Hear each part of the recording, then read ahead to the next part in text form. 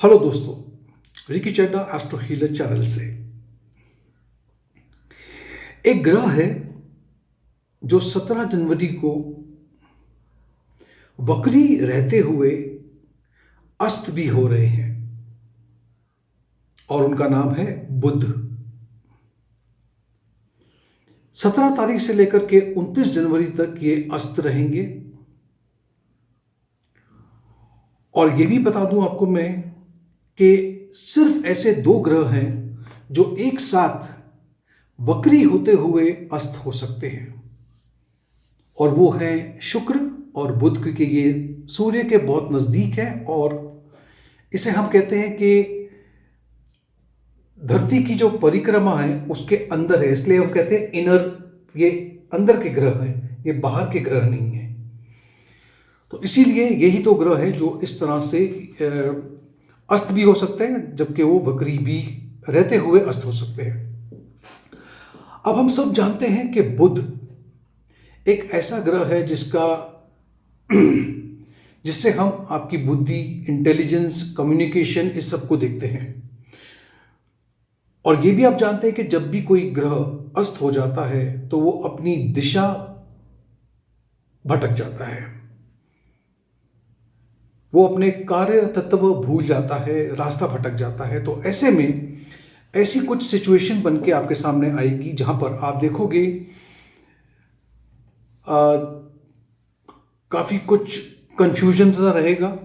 खास करके जब हम बात करते हैं उसमें कुछ कन्फ्यूजन हो सकता है, कुछ झगड़े हो सकते हैं, और इन सब का कारण होगा क्योंकि आपके मुंह से निकला हुआ कोई शब्द, कोई वाणी, कोई आप किसी जगह पे कोई भाषण दे रहे हो, उस भाषण में कही हुई कोई बातें ये दिक्कत में डाल सकती हैं। वहीं पर मास मीडिया कम्युनिकेशन यानी कि न्यूज़ चैनल और इस माध्यम से भी कहीं ना कहीं कुछ गलती हो सकती है। मुझसे भी कुछ गलती हो सकती है जब मैं वीडियो बना रहा हूँ, हो सकता है कहीं पे मैं भी अपना रास्ता भटक जाऊं।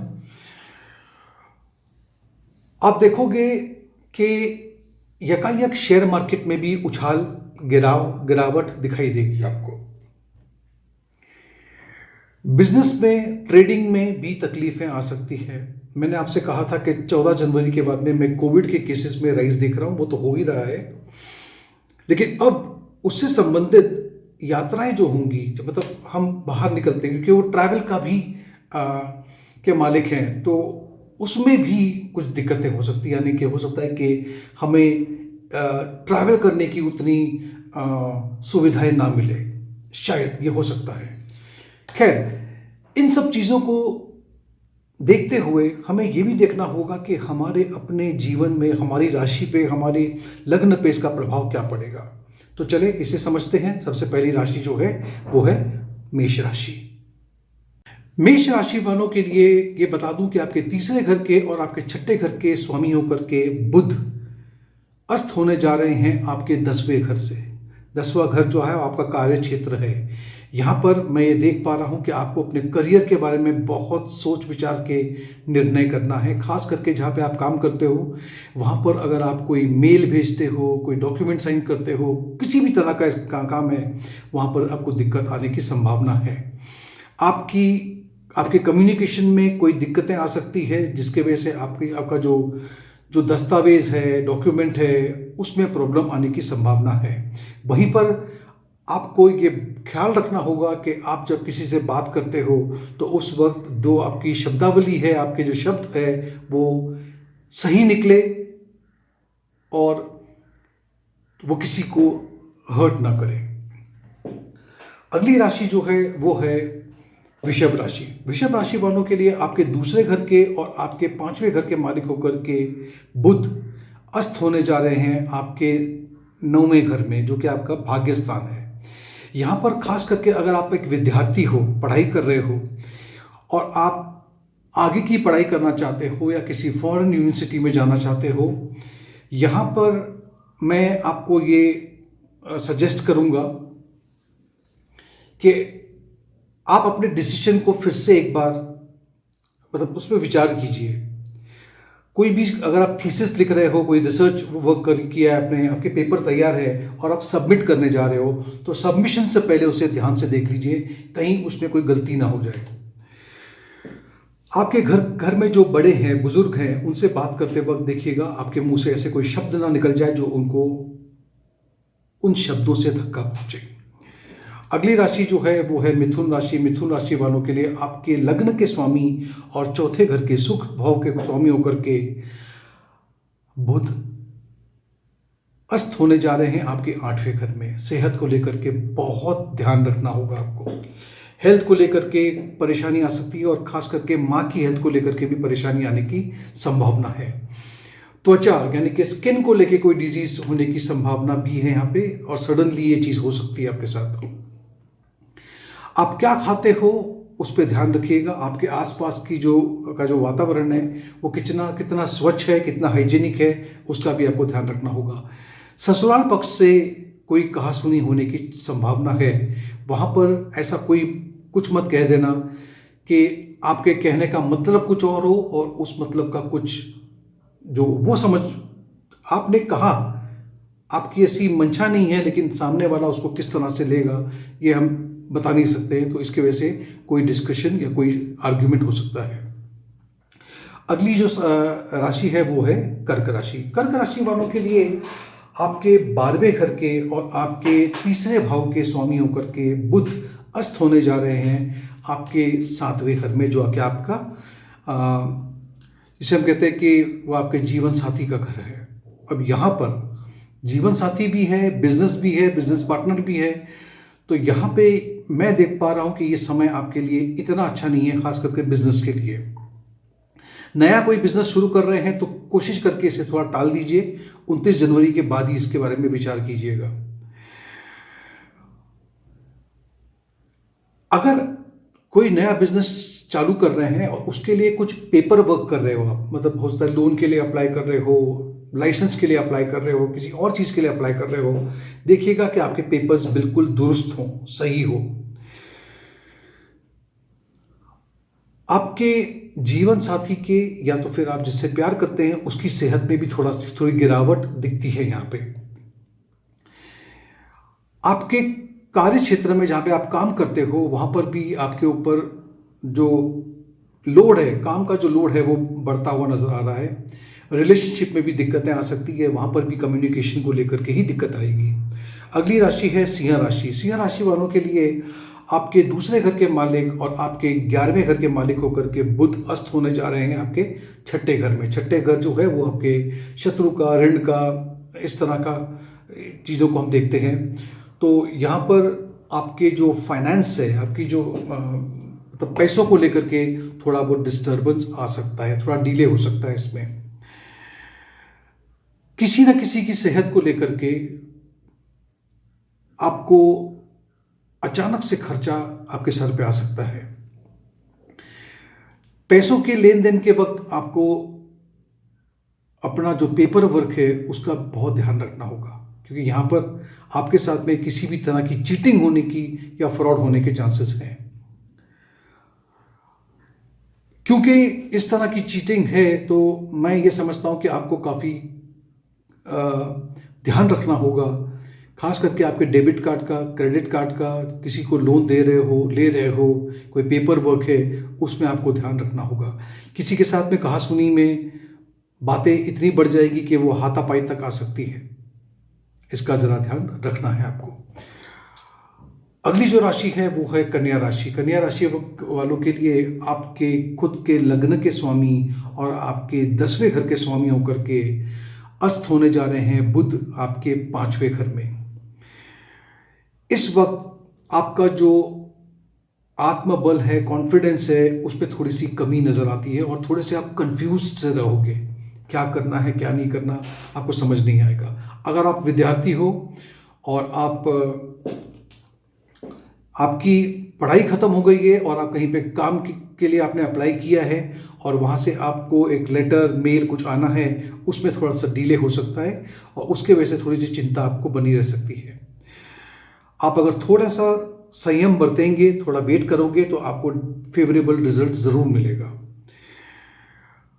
काम को लेकर के, प्रोफेशन को लेकर के अगर आप कुछ प्लानिंग कर रहे हो, कुछ चेंजेस करना चाहते हो, जॉब चेंज करना चाहते हो, तो ये आपके लिए सही समय बिल्कुल नहीं है। ये वो कहते हैं ना, आपका कोई भी फैसला इस टाइम पे आपको उल्टा पड़ सकता है, आप दिक्कत में आ सकते हो। क्योंकि बुध आपके लग्न के स्वामी हैं, तो यहाँ पर आपको अपनी हेल्थ का ख्याल रखना होगा, क्योंकि ये हेल्थ के स्वामी होकर के अगर वो कंबस्ट हो रहे हैं, अगर वो अस्त पड़ रहे हैं, तो हेल्थ में थोड़ा सा गिरावट दिखती है। अगली राशि है तुला। तुला राशि के लिए 12वें घर के मालिक 12वें घर के और 9वें घर के मालिक होकर के बुध आपके चौथे घर में अस्त होने जा रहे हैं। यहाँ पर आपको अपने माता पिता के सेहत का ख्याल रखना होगा। कुछ खर्चे अचानक बढ़ सकते हैं, क्योंकि ये खर्चे माता पिता की सेहत को लेकर भी हो सकते हैं, प्रॉपर्टी को लेकर के हो सकते हैं, और खास करके आपकी कोई गाड़ी वाहन, चाहे वो 4 व्हीलर हो, 2 व्हीलर हो, उसमें खर्चा निकल करके आ सकता है और वहां पर आपको दिक्कतें आ सकती है।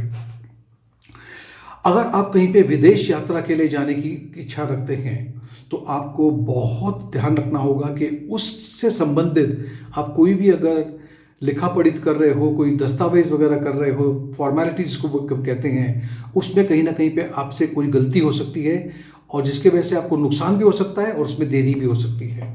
अगली राशि है वृश्चिक। वृश्चिक लग्न वालों के लिए आपके 11वें घर के और आपके 8वें घर के मालिक होकर के बुध अस्त होने जा रहे हैं आपके तीसरे भाव में।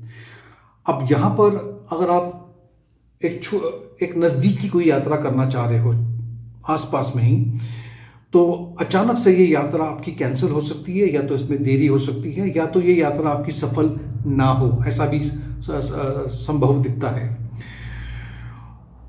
आपको अपने छोटे भाई बहनों के साथ किसी भी तरह का बहस करते वक्त ध्यान रखिएगा, वो एक बहुत बड़ी झगड़े में तब्दील हो सकता है। अगर आपका काम लिखने से, पढ़ने से, मास मीडिया, कम्युनिकेशन, न्यूज़पेपर, इन चीज़ों से है, तो आपको उन चीज़ों में कहीं पे कुछ गलती हो सकती है, या आपका ध्यान नहीं लगेगा, या आप लिखते वक्त ऐसी कोई चीज़ लिख जाओगे जिसमें आपको दिक्कतें होने की संभावना है।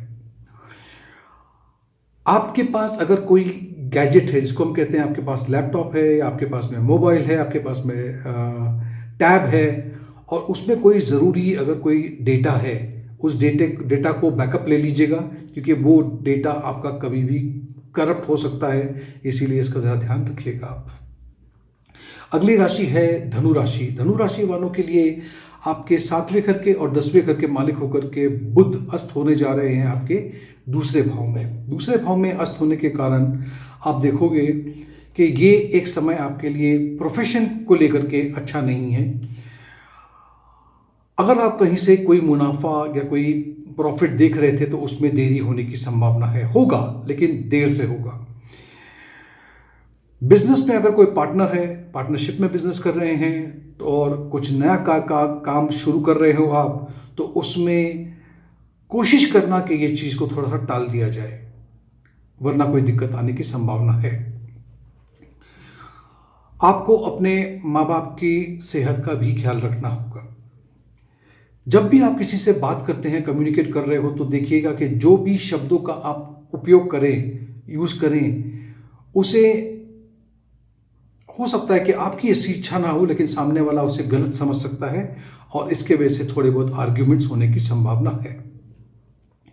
अगली राशि है मकर राशि। मकर राशि वालों के लिए आपके 6ठे घर के और आपके 9वें घर के स्वामी होकर के बुध आपके लगन में ही अस्त हो रहे हैं।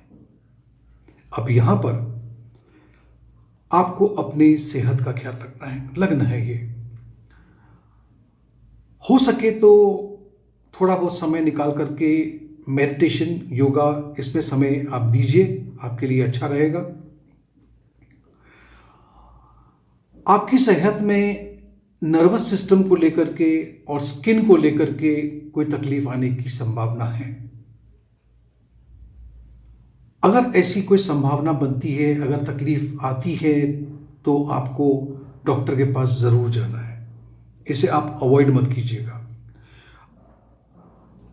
आपके पापा की हेल्थ को लेकर के भी मैं देख पा रहा हूं कि हो सकता है पापा की सेहत में भी गिरावट दिखती है।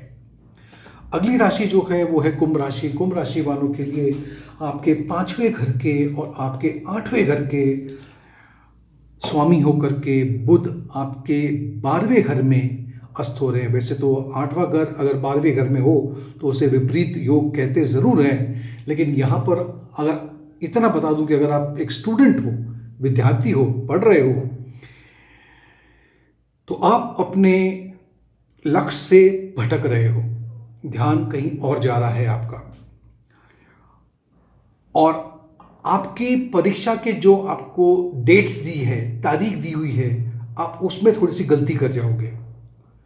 ये भी संभावना है कि वो परीक्षा आपकी टल जाए, या आप परीक्षा एग्जामिनेशन सेंटर में पहुंचो और पता पड़ा कि आप अपना एडमिट कार्ड भूल गए या अपना आइडेंटिटी कार्ड भूल गए, या कोई एक ऐसी गलती आप कर सकते हो। ये आपके ट्रैवलिंग में भी हो सकता है। और बच्चों को लेकर के आपके, क्योंकि 5वां घर भी है यहाँ पे, तो आपके किसी एक बच्चे को, शादीशुदा हो और बच्चा है, तो उसमें भी बच्चे की सेहत को लेकर के भी परेशानी आ सकती है। अब है आखिरी राशि मीन राशि। मीन राशि वालों के लिए आपके 4थे घर के और आपके 7वें घर के दोनों ही केंद्र हैं, इनके स्वामी होकर के बुध 11वें घर में अस्त हो रहे हैं। अब चाहे वो ग्रह किसी भी घर में अस्त हो, उस घर में थोड़ा बहुत प्रभाव डालेगा ही डालेगा। यहाँ पर आप देखोगे कि आपके फाइनेंस में डिस्टर्बेंस आ रही है। पैसों में जहाँ पे आप इन्वेस्ट किया हुआ है, वहाँ पर इन्वेस्टमेंट का जो डिसीजन है वो आपका गलत हो सकता है।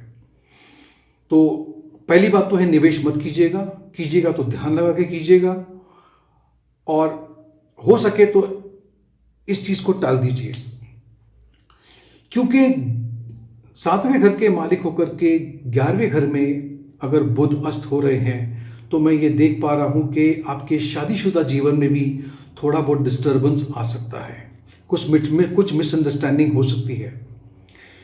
सबसे अच्छी बात ये होगी कि अगर आप अपने जीवन साथी के साथ में आपके मन की जो भी बात है उसे आप बिल्कुल ट्रांसपेरेंटली बात करें, आपके मन की जो बात है, तो उससे मिसअंडरस्टैंडिंग नहीं होगी और आप एक दूसरे को समझ पाओगे कि उसके विचार क्या है और हम आपके खुद के विचार क्या है। ऐसी चीज़ें। तो ये रहा 12 के 12 लग्नों पे मेरा विश्लेषण बुध के अस्त होने के बारे में। अगर आपको ये वीडियो पसंद आया हो तो इसे एक लाइक ज़रूर दीजिएगा। मेरे चैनल को सब्सक्राइब नहीं किया तो कृपया करके इसे सब्सक्राइब कर लीजिएगा। नोटिफिकेशन बेल आइकन पे क्लिक कर लीजिएगा। Thank you so much.